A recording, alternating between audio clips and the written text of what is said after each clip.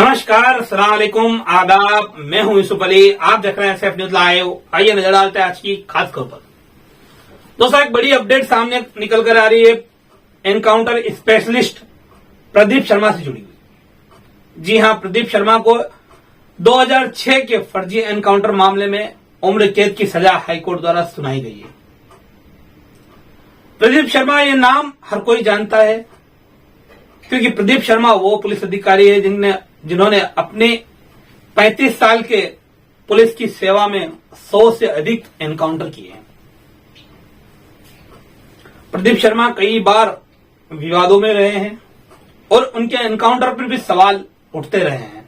तो इसी कड़ी में 2006 में उन्होंने एक एनकाउंटर किया था, जो ये बताया गया था कि गैंगस्टर छोटा राजन के गिरोह का सदस्य लखन भैया का वो एनकाउंटर फर्जी एनकाउंटर साबित हुआ।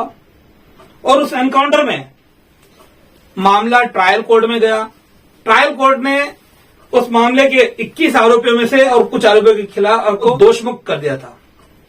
तो दोषमुक्त होने वाले आरोपियों में से एक आरोपी प्रदीप शर्मा भी थे।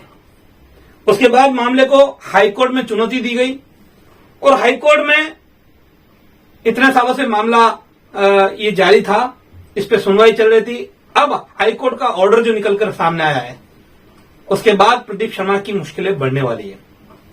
दरअसल हाईकोर्ट में मंगलवार को यह मामला हाईकोर्ट में जस्टिस रेवती मोहित डेरे और जस्टिस गौरी गोडसे की पीठ के सामने था। उन्होंने इस पर आदेश अपना सुनाया।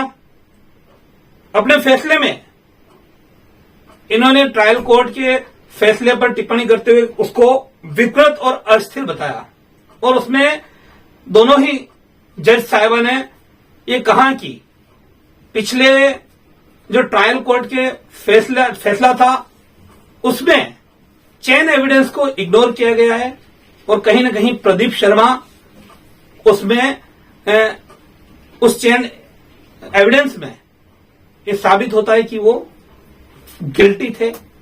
इसके लिए उन्हें आजीवन कारावास की सजा सुनाई गई।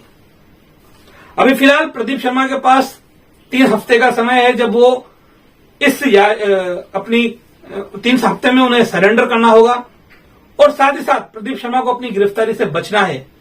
तो उनके पास एक रास्ता है कि वो सुप्रीम कोर्ट का दरवाजा खटखटा सकते हैं, वहां पर अपील दायर कर सकते हैं। लेकिन फिर भी फिलहाल प्रदीप शर्मा की मुश्किलें बढ़ने वाली हैं।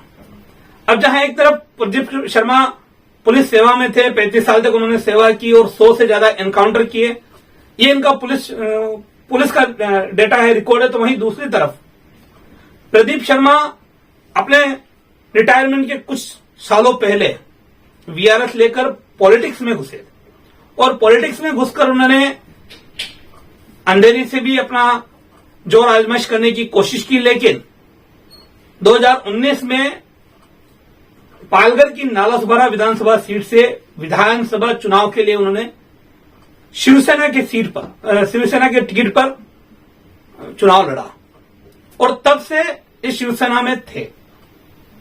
उसके बाद में एक चर्चित केस जो एंटीलिया केस आया सामने, उसमें भी प्रदीप शर्मा का नाम आया और कुछ उसमें उनको जेल जाना पड़ा। बाद में सुप्रीम कोर्ट से उसकी बेल हुई और वो बेल पर बाहर आए।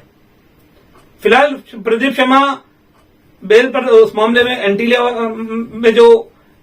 के नीचे गाड़ी में बम की छड़ियां जो मिली थी, वो जो मामला था, उस मामले में प्रदीप शर्मा के ऊपर आरोप लगे और उनको जेल जाना पड़ा था। सुप्रीम कोर्ट से उसमें जमानत हो चुकी है, लेकिन अब इस मामले में एक बार फिर से इनको आजीवन कारावास की सजा सुनाए जाने के बाद इनकी मुश्किलें बढ़ती दिखाई दे रही है। हम सभी जानते हैं कि 2019 में जब ये नालासोपारा से विधानसभा चुनाव के लिए उतरे थे, तो काफी जोरों शोरों से, काफी जोर शोर से प्रचार प्रसार करते हुए एक माहौल उन्होंने बनाया था और कहीं न कहीं एक समय ऐसा लग रहा था कि प्रदीप शर्मा काफी मजबूती से उभर रहे।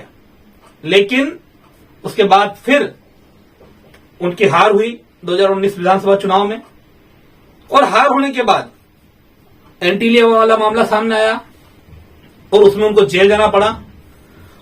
और अभी उसमें से जैसे तैसे बाहर आए और अभी ये मामला आया। तो कुल मिलाकर प्रदीप शर्मा जो कि encounter specialist Mumbai police Maharashtra police के माने जाते हैं, हालांकि वो रिटायर हो चुके हैं, हमने बताया आगे भी, लेकिन उनके रिटायरमेंट के बाद एक बार फिर अब वो मुश्किलों में दिखाई दे रहे हैं। तो एक बड़ी अपडेट हम आपको दिखा रहे थे एनकाउंटर स्पेशलिस्ट प्रदीप शर्मा से जुड़ी हुई, जिनको हाल ही में मंगलवार को आजीवन कारावास की सजा सुनाई गई है। अब इसके आगे प्रदीप शर्मा क्या कदम उठाते हैं ये आने वाले वक्त में मालूम पड़ेगा। क्या इनकी सजा पर क्या ये सुप्रीम कोर्ट में पिटीशन दायर करते हैं, और अगर ये करते हैं तो सुप्रीम कोर्ट सजा को कम करता है या सजा वही बरकरार रखी जाती है, ये बात सब आने वाले समय में मालूम पड़ेगी। आज के लिए अभी के लिए इतना ही। नमस्कार। हमारे चैनल सैफ न्यूज लाइव पर अपने व्यापार और सेवा से संबंधित विज्ञापन प्रसारण हेतु दिए गए मोबाइल नंबर पर संपर्क करें।